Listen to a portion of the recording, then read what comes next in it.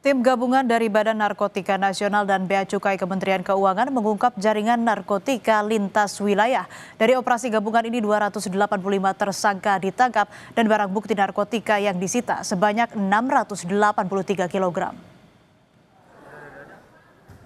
Operasi yang digelar di bawah koordinasi Des Pemberantasan Narkoba Kemenko Polkam dilakukan di 20 provinsi selama periode April hingga Juni 2025.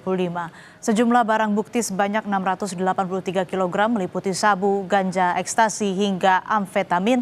Selain itu di periode yang sama, aset hasil tindak pidana pencucian uang terkait kasus tersebut juga disita senilai 26 miliar rupiah.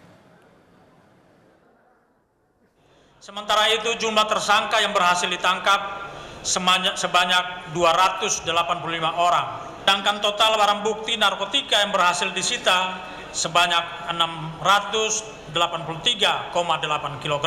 Adapun nilai aset hasil pengungkapan kasus tindak pidana pencucian uang kurang lebih 26,1 miliar rupiah.